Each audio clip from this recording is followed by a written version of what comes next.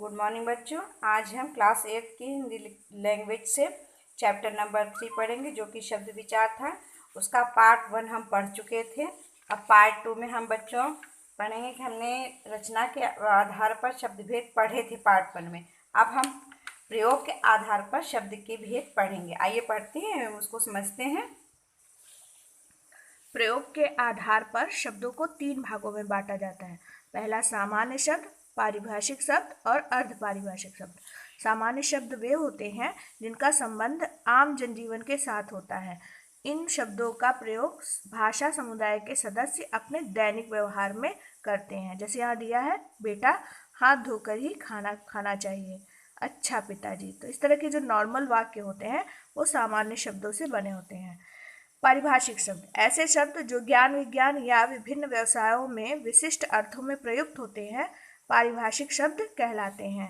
जैसे अवकाश लेने से पहले मैं निधि को MCA करवाना चाहता हूँ।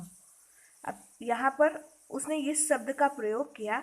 यही शब्द क्या होगा, ये विशेष अर्थ के लिए प्रयोग किया गया है, इसलिए ये पारिभाषिक शब्द है। अर्ध परिभाषिक शब्द, इसके अंतर्गत वे शब्द आते हैं जिन्हें सामान्य व्यक्ति भी प्रयुक्त करते हैं और विशेषज्ञ भी।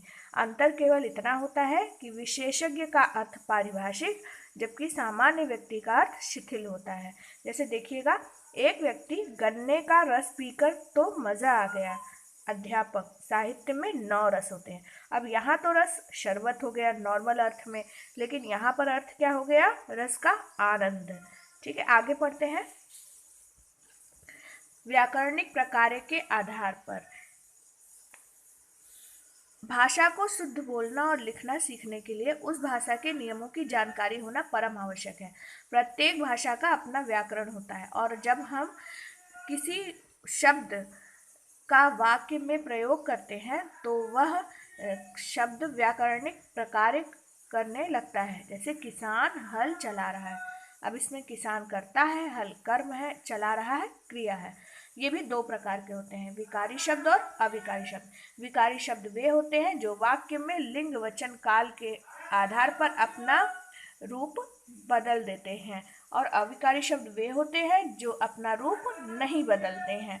जैसे आप देख रहे होंगे, बेटा शब्द है तो इसको हम बेटे या बेटो लिख सकते हैं।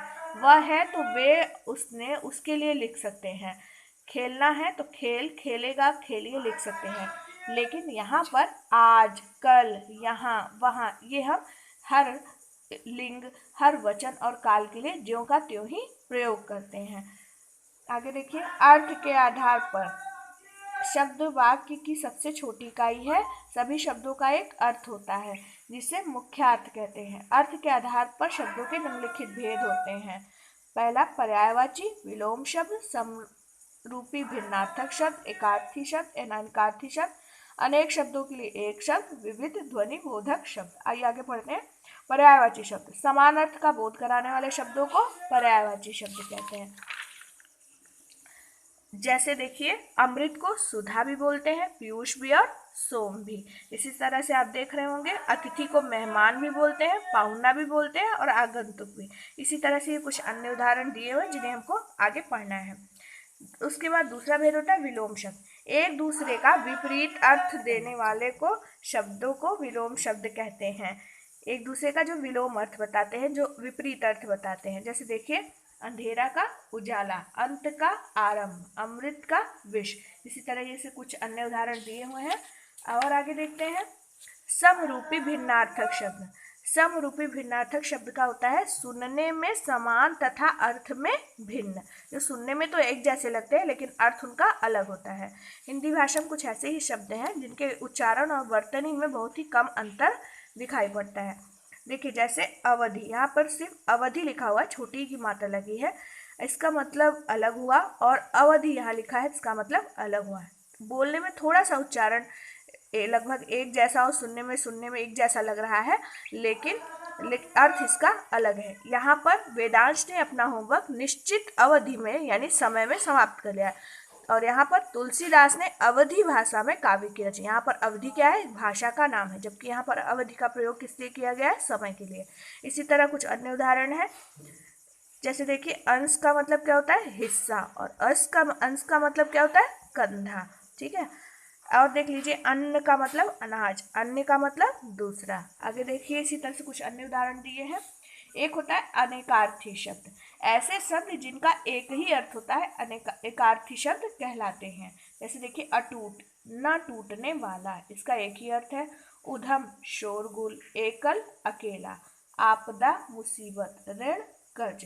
इसी तरह कुछ आगे है अनेकार्थी शब्द। वहां हमने पढ़ा था एकार्थी शब्द, यहाँ पर अनेकार्थी शब्द। जैसे देखिए, वे शब्द जो एक से अधिक अर्थ देते हैं अनेकार्थी शब्द कहलाते हैं। जैसे हिमालय भारत की उत्तर दिशा में है, ठीक है, यहाँ पर उत्तर। फिर यहाँ भी देखिए बच्चों, तुम्हारे उत्तर तो एकदम गलत है। यहाँ पर दोनों जगह उत्तर आया है, लेकिन दोनों का अर्थ अलग अलग है और उच्चारण भी सेम है, लिखा भी सेम है। उत्तर का मतलब यहाँ पर है एक दिशा और यहाँ पर एक मतलब है जवाब। इसी तरह आप अंक, अर्क, अक्षर, आम, ईश्वर, इन शब्दों का अभ्यास करेंगे। अब अगला देखते हैं, अनेक शब्दों के लिए एक शब्द। जब हम किसी बड़े समूह को ना बोले और एक शब्द में ही अपनी बात समझा दे तो अनेक शब्दों के लिए एक शब्द होते हैं। हिंदी भाषा में अनेक शब्दों के लिए स्थान पर एक शब्द का प्रयोग भाषा में संक्षिप्तता आती है, इसलिए हम इसका प्रयोग करते हैं। जैसे देखिए, जिसकी कोई कीमत ना हो उसे क्या बोलते हैं? अमूल्य। जिसे कोई न जीत सके वो क्या कहलाता है? अजेय। ठीक है, या यहाँ भी देखिए चित्र में, गौरव दूसरों के उपकार को मानता है और कृतज्ञ है, यानी दूसरों के उपकार को मानने वाला कौन होता है? कृतज्ञ होता है। ठीक है, इसी तरह से हमको आगे देखना है। विविध ध्वनि बोधक शब्द। हिंदी भाषा में पशु पक्षियों की बोलियां, शरीर के अंगों की क्रियाएं एवं जड़ पदार्थों की ध्वनियों से संबंधित अनेक शब्द प्रयोग में आते हैं। जैसे ऊंट, इससे आता है बलबलाना, ये पशुओं की बोली होती है। जैसे कुत्ते का भौंकना, गाय का रम्भाना, गधे का रेंगना। आगे देखिए, इसी तरह से पक्षियों की आवाज, मोर की पीहू पीहू, उल्लू की हूँ हूँ, चिड़िया का चहचहाना। इसी तरह अंग विशेष की, जैसे आंसू का छलछलाना, आँख का फड़कना। इसी तरह जड़ पदार्थों की ध्वनियाँ, तारे का टिमटिमाना, बादल का गरजना, बिजली का कड़कना। ये कुछ ऐसे शब्द हैं जो कि केवल विशेष अर्थों में प्रयोग किए जाते हैं।